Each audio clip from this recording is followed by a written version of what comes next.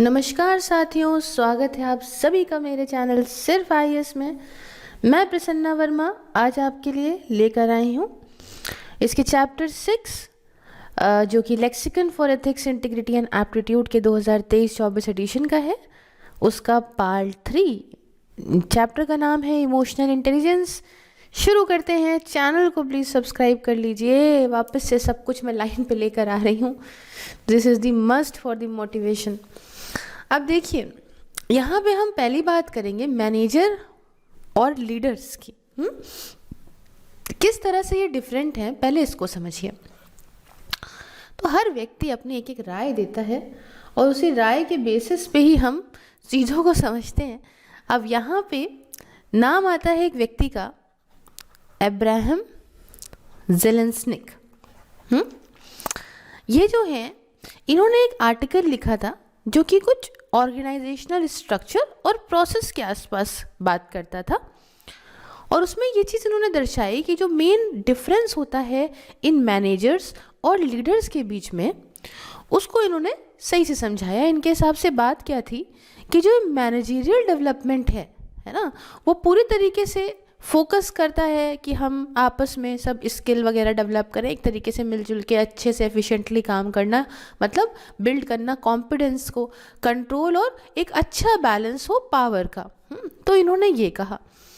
लेकिन इसमें बहुत सारी बातें और भी हैं, जैसे कुछ एसेंशियल लीडरशिप एलिमेंट्स भी होते हैं, इंस्पिरेशन, विजन, ह्यूमन पैशन, जिसकी वजह से कॉर्पोरेट सक्सेस होती है। तो मेन जो डिफरेंस आता है मैनेजर और लीडर के बीच में, वो ध्यान रखते हुए इन्होंने ये बात बोली कि क्या चीज़ दिमाग में चल रही है, किस तरीके से जिस समय डिसऑर्डर हो, प्रॉब्लम हो, ऑर्डर हो, उस टाइम पे कैसे ही सिचुएशन होल्ड कर रहे हैं दोनों। तो जैसे मैनेजर का इन्होंने बताया कि कोशिश करते हैं कि स्टेबिलिटी बरकरार रहे, कंट्रोल प्रॉपर हो, कोशिश करते हैं कि प्रॉब्लम्स को सॉल्व करा जाए फटाफट से। कभी कभी तो ये प्रॉब्लम की इम्पोर्टेंस को नहीं समझ रहे हैं, लेकिन तब भी कोशिश कर रहे हैं कि भैया ज़्यादा चीज़ें बढ़ने से पहले प्रॉब्लम सॉल्व हो जाए। लेकिन कुल मिला के जब लीडर्स की बात करते हैं तो ये क्या करते हैं कि ऐसे डिसऑर्डर को, ऐसे काओस को, ऐसे जो है प्रॉब्लम्स को यहाँ टॉलरेट करते हैं, लैक ऑफ स्ट्रक्चर को, एंड कोशिश करते हैं कि डिले करें ये क्लोजर, ताकि ये समझें, मतलब जल्दी से जल्दी सब कुछ बंद ना कर दें, है ना, चीज़ें ख़त्म ना कर दें, पहले समझें तो कि इश्यूज़ हैं क्या, इश्यूज़ को पूरी तरह से समझ के ही तब ये क्लोज करें। तो इस तरीके से इन्होंने, अब्राहम जी ने जो है, वो ये बात पे आर्ग्यू करा कि बिजनेस लीडर्स जो हैं वो ज़्यादा कॉमन हैं आर्टिस्ट के साथ, साइंटिस्ट और दूसरे क्रिएटिव थिंकर्स के साथ than they do with the managers. तो ऑर्गेनाइजेशन को उन्होंने बोला कि भाई मैनेजर की भी ज़रूरत होती है, लीडर्स की भी ज़रूरत होती है अगर किसी ऑर्गेनाइजेशन को सक्सीड होना है तो। बट दोनों ही अगर डेवलप करे जाएंगे तो इनमें क्या होगा कि फोकस की ज़रूरत कम पड़ेगी लॉजिक में, और स्ट्रैटेजिक एक्सरसाइजेस जो है वो फेवर में होंगी ऑफ एन एनवायरनमेंट, जहाँ पे ऐसी माहौल में जहाँ क्रिएटिविटी और इमेजिनेशन को अगर बढ़ावा दिया जाएगा तो ये आगे बढ़ेंगी। तो कुल मिला के हम यहाँ तो इनकी इंट्रोडक्शन ही समझते रह गए।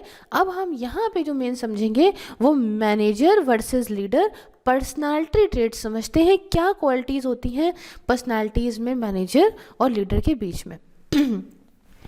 तो साथियों, जो मैनेजरियल कल्चर होता है उसका जो मेन ध्यान होता है वो होता है कि रैशनैलिटी पे और कंट्रोल पे। ये बात को ध्यान रखिएगा, है ना। हम लोग कहते हैं ना कि कितना खर्च कर रहे हैं हम, उससे हमें क्या फ़ायदा हो रहा है, तो इस बात पे रैशनैलिटी पे और प्रॉपर कंट्रोल लगता है। ठीक है, उस व्यक्ति की जो यहाँ पे मैनेजर है, उसकी एनर्जीज़ को उसके उद्देश्य की तरफ, रिसोर्स की तरफ, ऑर्गेनाइजेशनल स्ट्रक्चर की तरफ या लोगों की तरफ डाइवर्ट हो, या एक मैनेजर एक प्रॉब्लम सॉल्वर बन जाए, है ना, ये चीज़ समझिएगा। अब मैनेजर कहता है कि what problems have to be solved, कौन सी दिक्कतें को सॉल्व करना है ना। मैनेजर यही सवाल करता है ना कि भैया what problems have to be solved and what are the best ways, क्या अच्छे से अच्छी तरीके होंगे, रास्ते होंगे जिनसे हम बेस्ट से बेस्ट रिजल्ट्स पा सकें, ताकि लोग जो है वो ऑर्गेनाइजेशन में कंट्रीब्यूट करते रहें। तो अब इस पर्सपेक्टिव से अगर हम देखें तो लीडरशिप जो होती है, अब ये तो हमने मैनेजर की बता दी, अब इस पर्सपेक्टिव से देखें तो जो लीडरशिप है वो सिंपली एक प्रैक्टिकल तरीका है, ठीक है, to direct affairs and to fulfil his or her task. पूरा कैसा काम कराना है, कैसे क्या करना है। लीडरशिप का रोल क्या है कि अच्छा लीडर बढ़िया तरीके से अपना काम करवा लेता है ना। और एक मैनेजर जो उसको क्या ज़रूरत होती है कि बहुत सारे लोगों की ज़रूरत होती है कि वो सारे लोग मिलके एक अच्छे तरीके से काम करेंगे अलग अलग लेवल पे अपने रिस्पॉन्सिबिलिटी के हिसाब से, तो वो मैनेजर मैनेज करेगा उन चीज़ों को। तो अब मैनेजर बनने के लिए कोई ऐसा नहीं है तुम बहुत बड़े अक्लमंद हो और बहुत हीरो किस्म के आदमी हो तभी बन पाओगे, है ना। बट हाँ, ध्यान रखो, अच्छे से मेहनत करो, इंटेलिजेंट व्यक्ति हो, प्रॉपर एनालिसिस करोगे, एक टॉलरेंस और गुडविल अगर तुम्हारे अंदर बढ़िया होगी तो तुम बढ़िया मैनेजर बन सकते हो। अब दूसरी बात आती है लीडर की।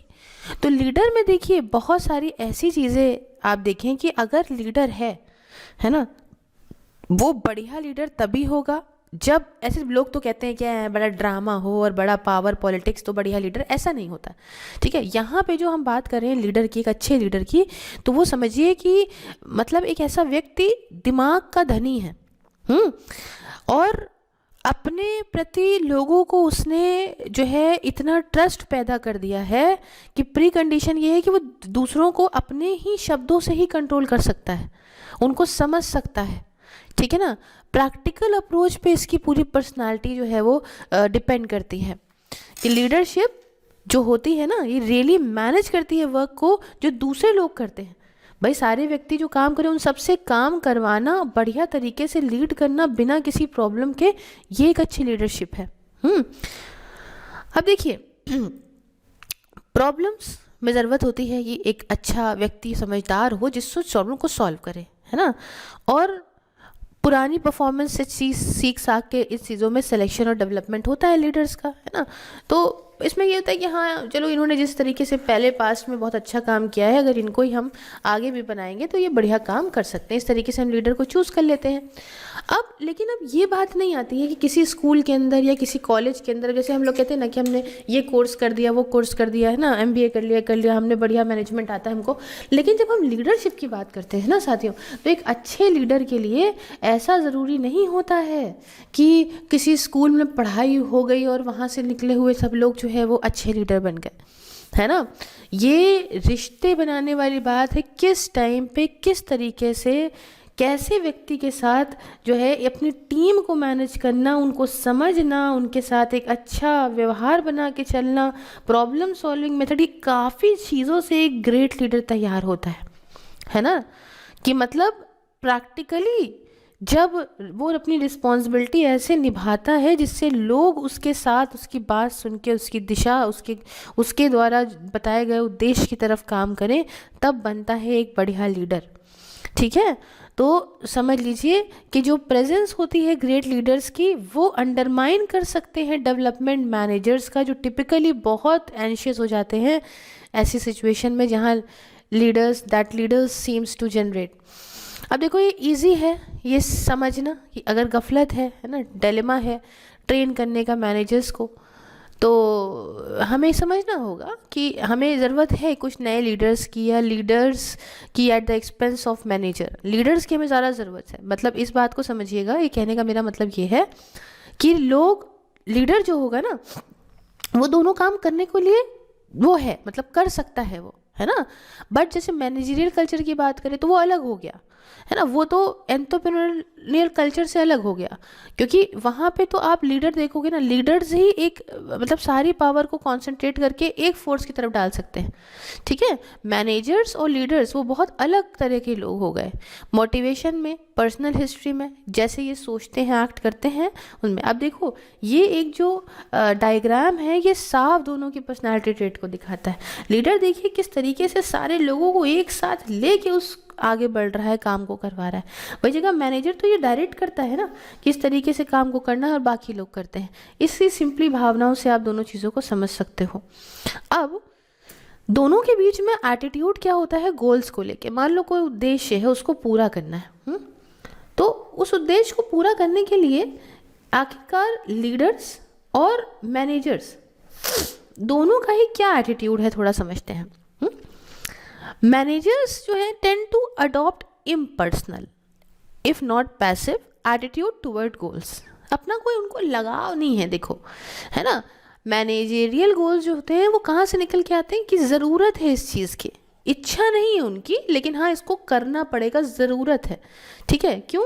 अब देखो, ऑर्गेनाइजेशन की नीड है ना, ऑर्गेनाइजेशन का कल्चर है, इस पर डिपेंड करता है मैनेजर को क्या चाहिए क्या नहीं चाहिए। मैनेजर कोई अपनी जो है अंतरात्मा या अपनी भावना को उसके अंदर नहीं इन्वॉल्व कर रहा है। इसी के चलते क्या हुआ कि फ्रेडरिक जी डॉनर, ये चेयरमैन और चीफ एग्जीक्यूटिव ऑफिसर थे, जनरल मोटर्स के रहे थे 1958 से लेके 67 तक के लिए। इन्होंने इस तरीके का एटीट्यूड एक्सप्रेस किया था toward the goal in define करने में जीएम्स पोजीशन की ऑन प्रोडक्ट डेवलपमेंट में। तो इन्होंने कहा कि अगर चैलेंज हमें मार्केट के हिसाब से, जो भी मार्केट प्लेस का चैलेंज है उसे अगर हमें पूरा करना है, तो हमें सबसे पहले इस बात का पता लगाना पड़ेगा कि जो कंज्यूमर होता है, जो ग्राहक है, उसकी क्या नीड्स हैं, क्या ज़रूरतें हैं, क्या डिज़ायर है, मतलब क्या इच्छाएं हैं, है ना। और उसी हिसाब से हमको प्रोडक्ट्स को बनाना है राइट प्लेस, राइट टाइम और राइट क्वांटिटी में। समझिए, ये बहुत इंपॉर्टेंट चीज़ है कि हमें राइट प्रोडक्ट बनाना है, ठीक है, राइट प्लेस पे उसे सप्लाई करना है, और एक बहुत इंपॉर्टेंट बात क्या कि राइट टाइम पे करना है। ये भी नहीं कि वक्त गुजर गया अब हम प्रोडक्ट दे रहे हैं। और सबसे इम्पोर्टेंट क्या है, राइट क्वांटिटी में करना है, कि मतलब हमको पता है कि 10 क्वांटिटी की ज़रूरत है तो हमें 1000 नहीं बना के रखनी है। ठीक है, तो हमें बैलेंस करके चलना है प्रेफरेंस को अगेंस्ट मैनी कॉम्प्रोमाइज़ेस जो नेसेसरी हैं हमें फाइनल प्रोडक्ट को बनाने में, जो कि रिलायबल भी हो, अच्छा भी हो, बढ़िया परफॉर्म करता हो, सस्ते कॉम्पिटिटिव प्राइसेस पे ज़रूरी मात्रा में सेल भी हो जाए। तो हमें सिर्फ और सिर्फ जो है कार्स को नहीं बनाना है कि बस कार बना रहे हैं, कार ऐसी जो कस्टमर खरीदना चाहे ऐसी बनाना है ना। तो इन्होंने बात कही। तो इस स्टेटमेंट में यहाँ पे आपको एक चीज़ देखी होगी कि यहाँ पे कस्टमर के टेस्ट को और प्रेफरेंस को बहुत भी ध्यान में रखा जा रहा है ना, मैन्युफैक्चरिंग की नज़रिए से। रियलिटी में देखा जाए, जो प्रोडक्ट का डिज़ाइन है, एडवर्टाइजिंग है, प्रमोशन है, उसमें कंज्यूमर जानता है, पसंद करने लगता है ना, व्हाट देन दे से दे नीड।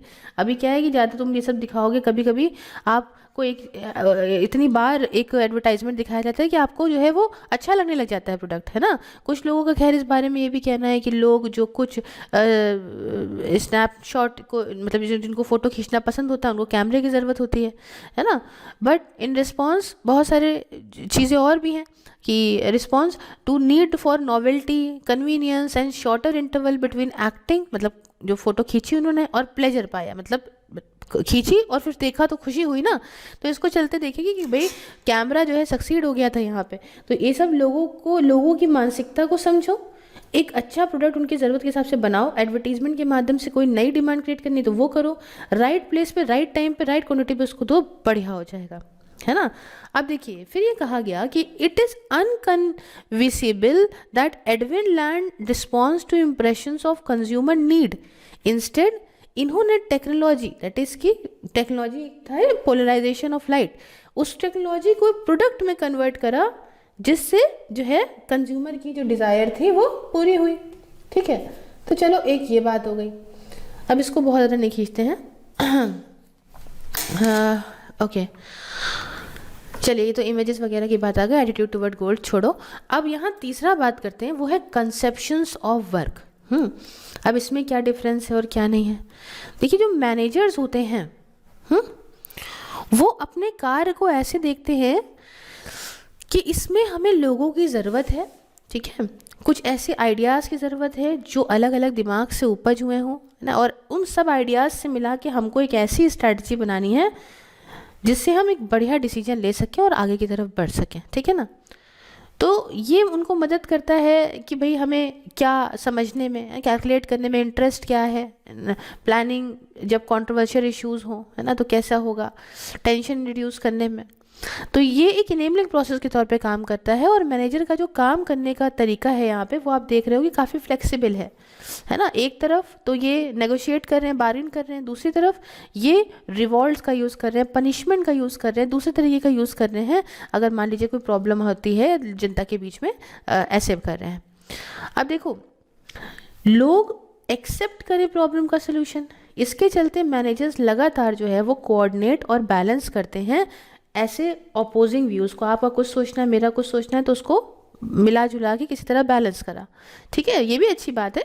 इस तरीके का काम बहुत ही कॉमन होता है, डिप्लोमेट्स और मीडिएटर्स बहुत ही काम करते हैं।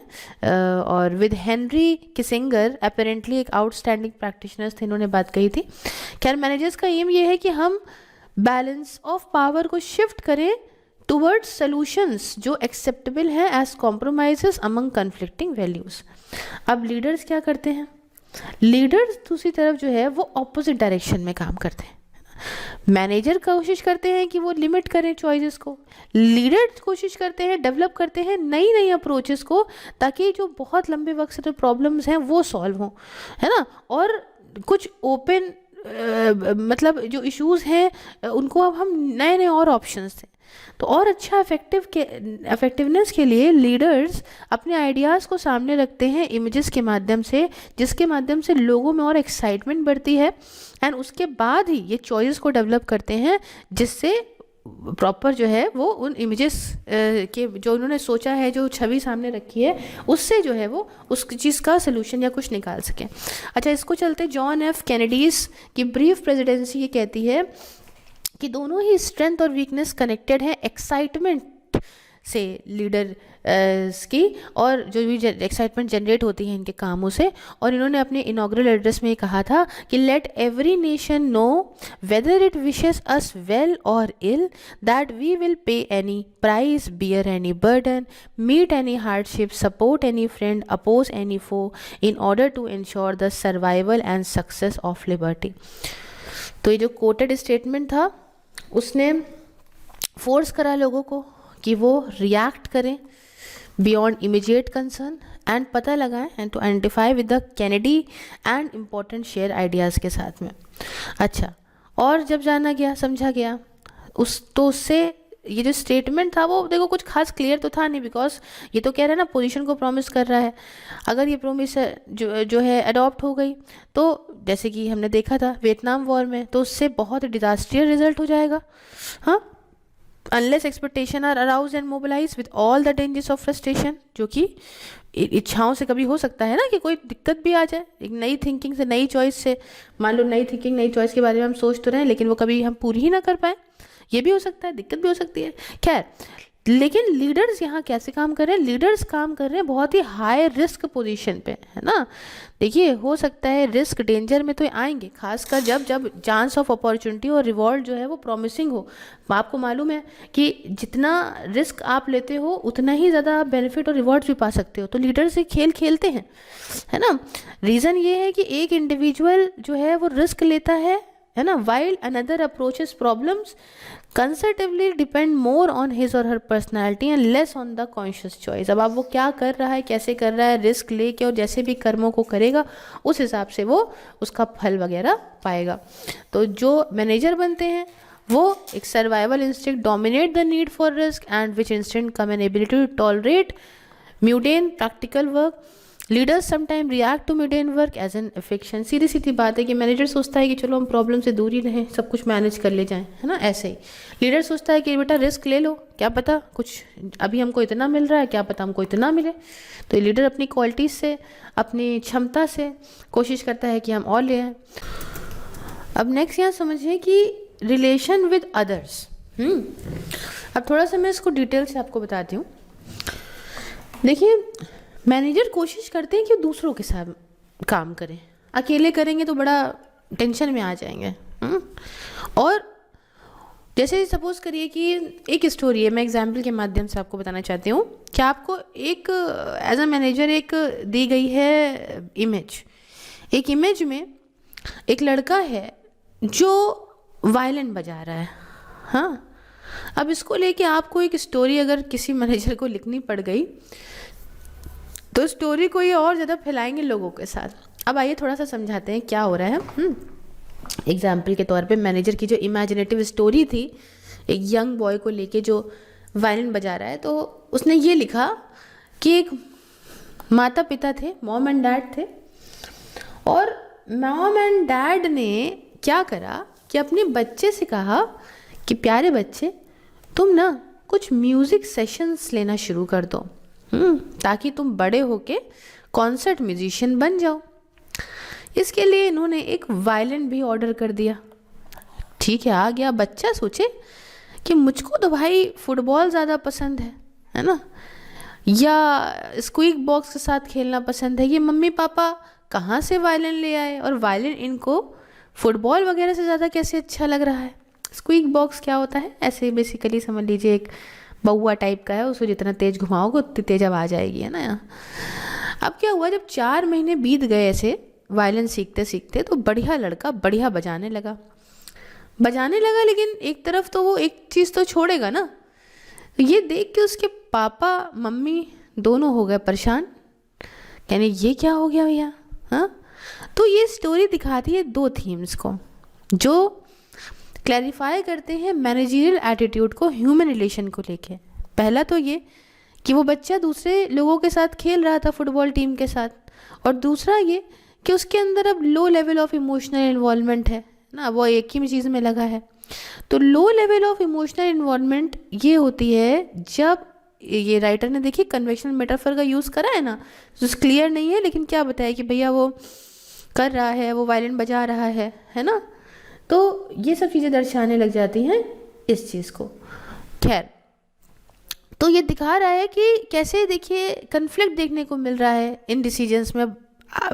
माता पिता खुद ही सोच रहे हैं कि यार मैंने क्या गलती कर दी क्या, और आखिरी में क्या हो रहा है कि जो है बॉय मॉम डैड अग्री करते हैं कि अब हम वायलिन को जो है इतना नहीं इम्पोर्टेंस देंगे, स्पोर्ट्स बढ़िया है उसमें ही रहो।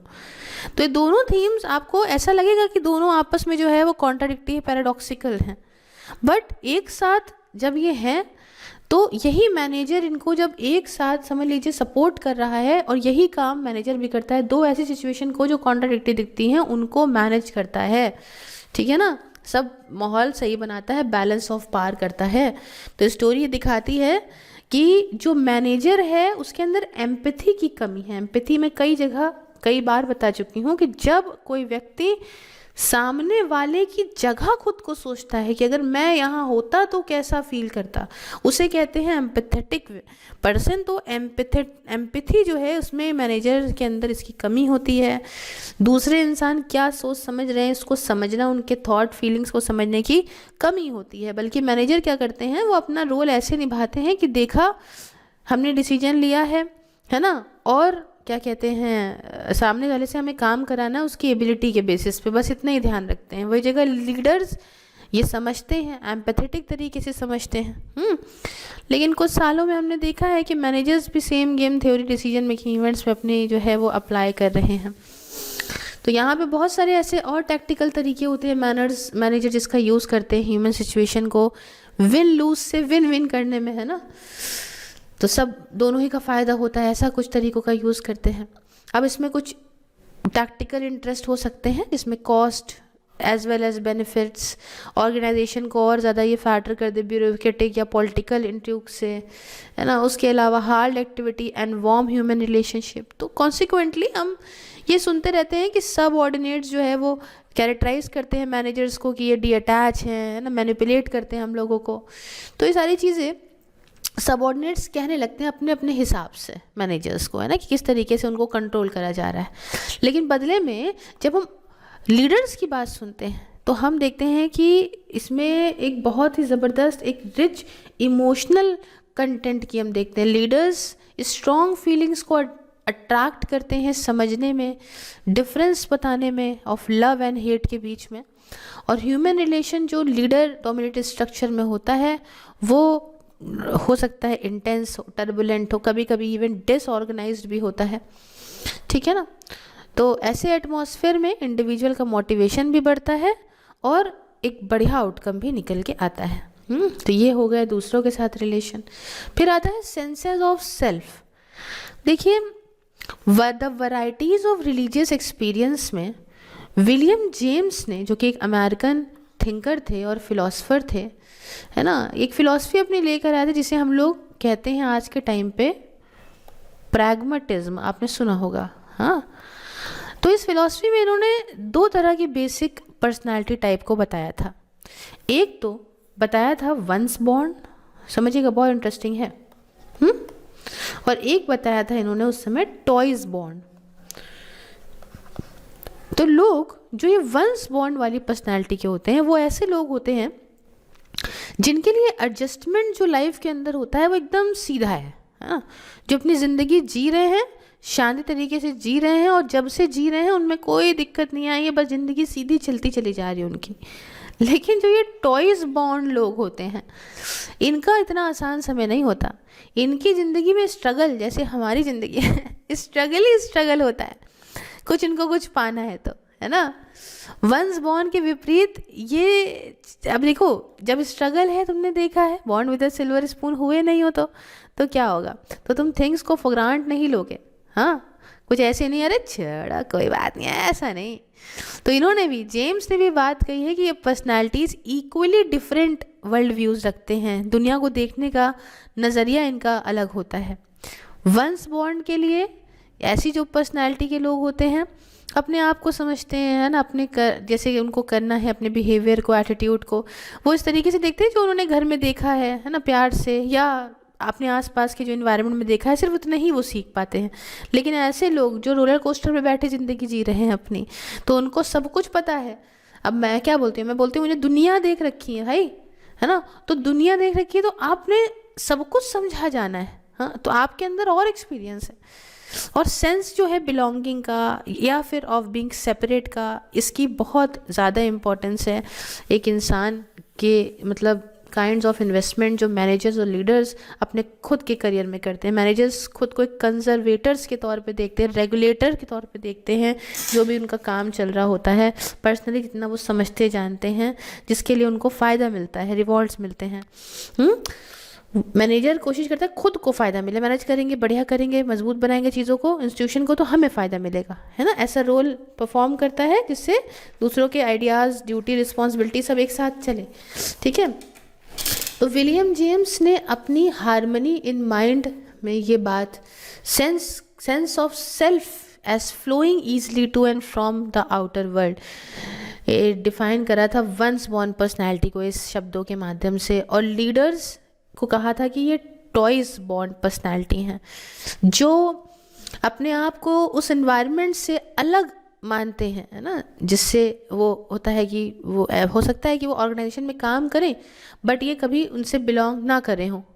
इनका जो सेंस होता है ना, of who they are does not depend on membership, work roles, मतलब ये अपने आप को जो समझते हैं वो इस बात पे नहीं होता कि हाँ मेरा ये काम है, यहाँ से मैं हूँ, है ना, ये सोशल इंडिकेटर ये आइडेंटिफाई करते, ये सब चीज़ों से नहीं है ना, ये चीज़ों को समझते हैं और एक्सप्लेन करते हैं अच्छे से कि क्यों हमें क्या चीज़ चाहिए बदलाव के लिए।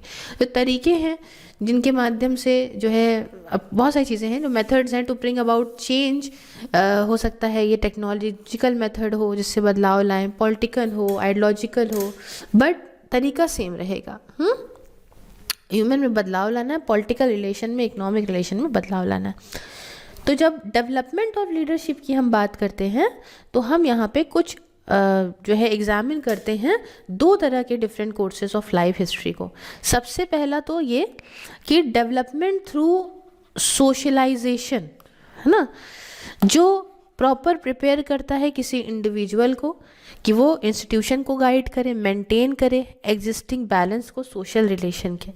और दूसरा होता है डेवलपमेंट थ्रू पर्सनल मास्टरी, जो इम्प्लाई करता है एक इंडिविजुअल को इसमें to struggle for psychological and social change. Society अपने मैनेजरियल टैलेंट को प्रोड्यूस करती है अपने फर्स्ट लाइन ऑफ डेवलपमेंट के माध्यम से, और लीडर्स इमर्ज होते हैं थ्रू द सेकेंड। ठीक है, तो ये हो गए हमारे सेंसेस ऑफ सेल्फ। अब यहाँ पे हम डेवलपमेंट ऑफ लीडरशिप को समझने से पहले एक टॉपिक को समझते हैं कि what is the ideal way to develop leadership. ठीक है, क्या एक अच्छा आइडियल तरीका है अगर आपको लीडरशिप को डेवलप करना है खुद में। देखिए, हर एक सोसाइटी ना इस सवाल के कई जवाब देती है और हर एक के कुछ आंसर्स हैं जो इस पर्पस के लिए जो भी दिक्कतें हैं उसको प्रॉपर डिफाइन करते हैं, है ना, पर्पसेस को, डिस्ट्रीब्यूशंस को, यूजेस ऑफ पावर को। अब देखिए, जो बिजनेस है उसने कंट्रीब्यूट करा है इस आंसर में, इस लीडरशिप क्वेश्चन के, कुछ नई चीज़ लाके और नई ब्रीड लाके, जिसे हम लोग कहते हैं मैनेजर। साइमल्टेनियसली बिजनेस ने एक नया पावर एथिक भी डाला है जो कलेक्टिव है ओवर इंडिविजुअल लीडरशिप के, और ये जो है ना ग्रुप की जो बात करते हैं ना हम, ओवर द पर्सनालिटी, तो इसको ध्यान में रखा है। वाइल जब हम सोचते हैं कि कॉम्पिटेंस, कंट्रोल और बैलेंस ऑफ पावर हो ग्रुप के बीच में, तो हम मैनेजर लीडरशिप की बात करते हैं, लेकिन unfortunately does not necessarily ensure कि वे इसमें आपको इसमें मैनेजर लीडरशिप में क्रिएटिविटी, इमेजिनेशन, एथिकल बिहेवियर भी दिखने को मिले, है ना, ये नहीं है।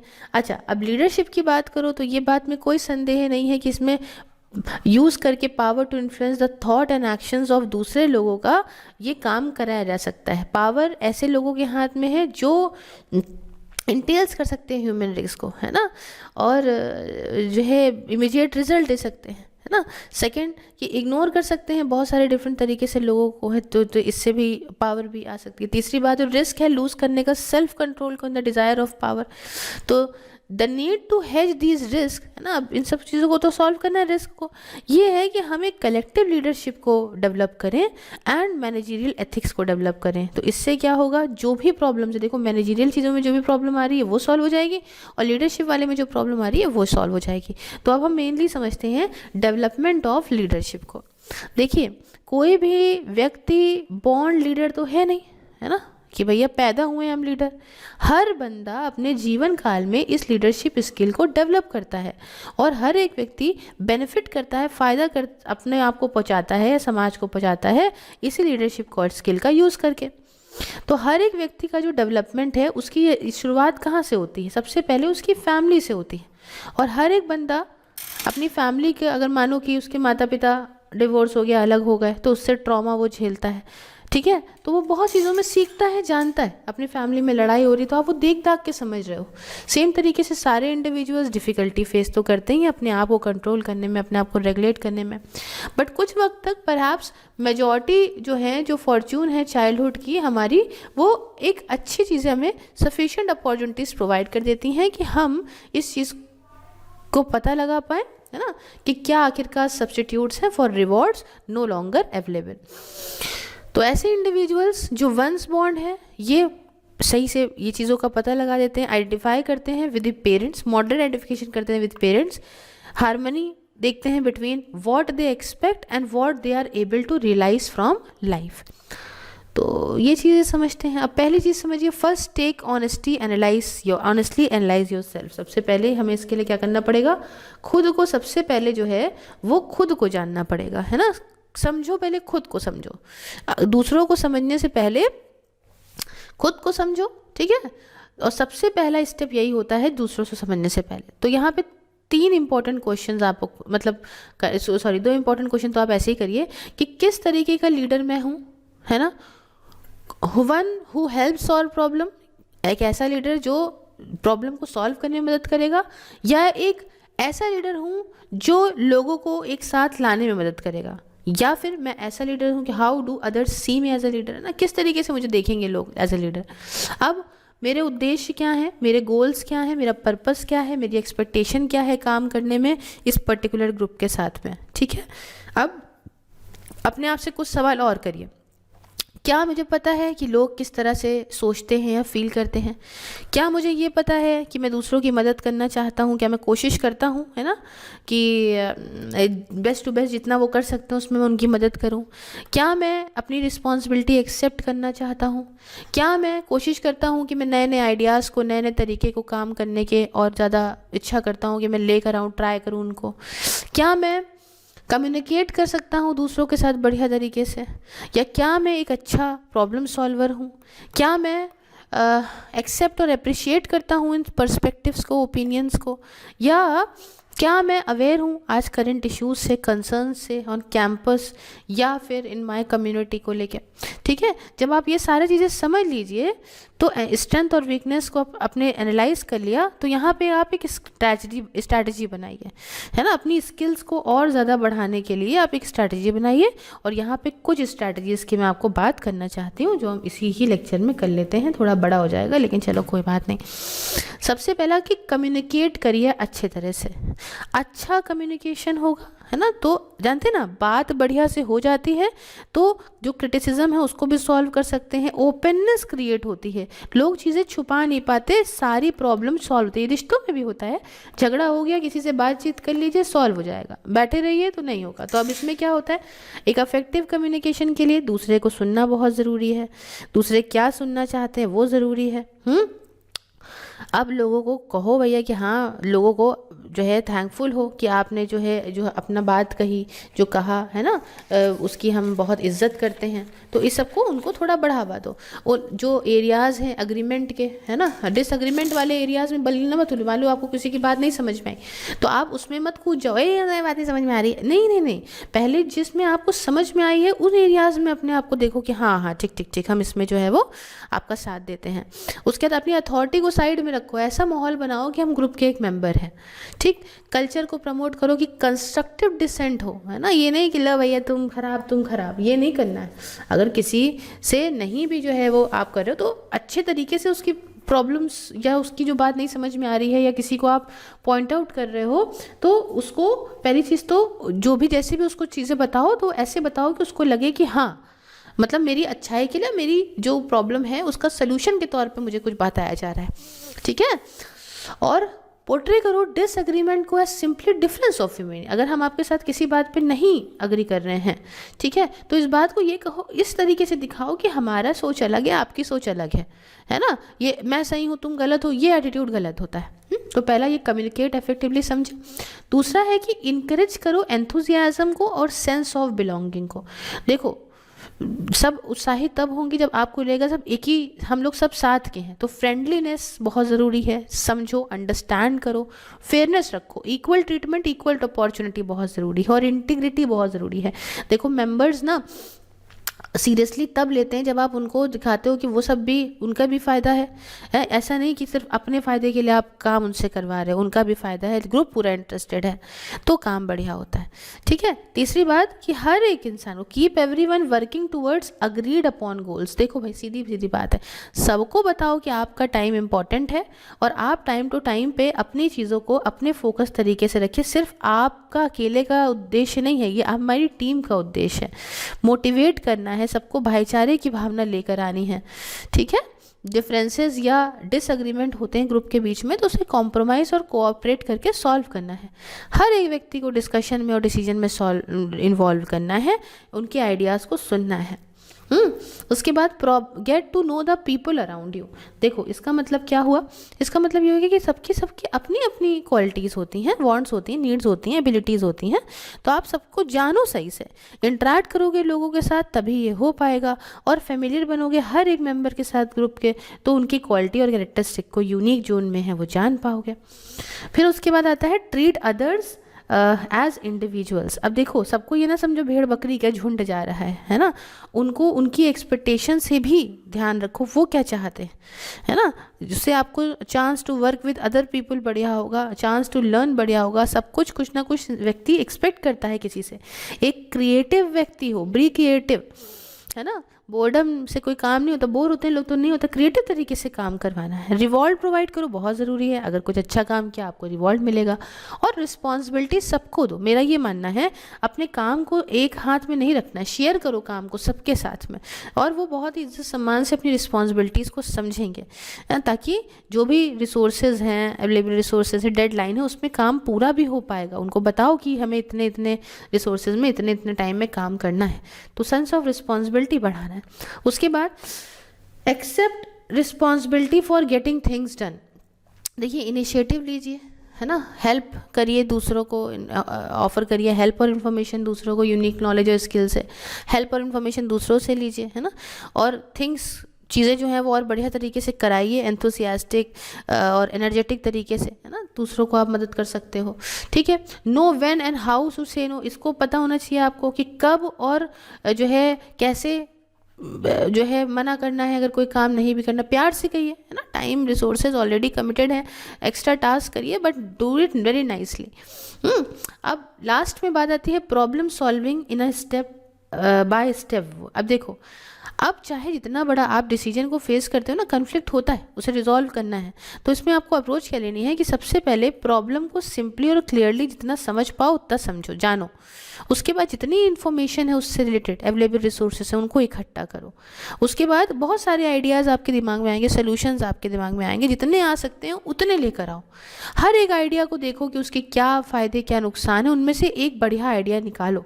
उसके बाद प्लान करो प्रॉपर अपना आइडिया सोल्यूशन यूज़ करके, जिसमें टाइम टेबल का यूज़ करोगे, असाइंड रोल्स होंगे, रिसोर्सेज यूज़ होंगे सब। और उसके बाद उस प्लान को आपको फॉलो करना है विथ योर आइडिया। अगर आपका आइडिया काम करता है तो बढ़िया, क्यों नहीं, अगर नहीं काम करता है तो क्यों नहीं काम करा उसको हमें जानना है, ठीक है।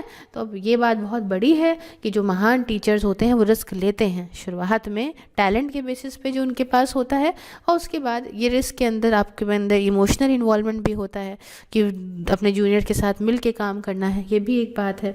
उसके अलावा रिस्क हमेशा ऐसा नहीं है कि पैसे से रिलेटेड ही होता है, जो बहुत सारी चीज़ों से और भी रिलेटेड होता है। तो ये कुछ कहानियाँ हैं। अब लास्ट टॉपिक एक छोटे और आसान शब्दों में समझ लेते हैं, क्या ऑर्गेनाइजेशंस डेवलप कर सकते हैं लीडर्स को। तो कुल मिला के इसको बहुत ही अलग अलग तरीके से इसका जवाब दिया गया है। मोटे मोटे तौर पे इतना समझिए कि जब आप एक दूसरे के साथ काम करते हो, है ना, तो पीयर्स से व्यक्ति बहुत कुछ सीखता है। बहुत सारी ट्रेनिंग साथ में होती हैं, बहुत सारी चीज़ों से व्यक्ति जानता है कि इनको ये बता रहे, इनको ये बता रहे, हो सकता है ऐसे सिचुएशन में इस तरीके से मैं ऐसे ऐसे काम करा सकता हूँ, है ना।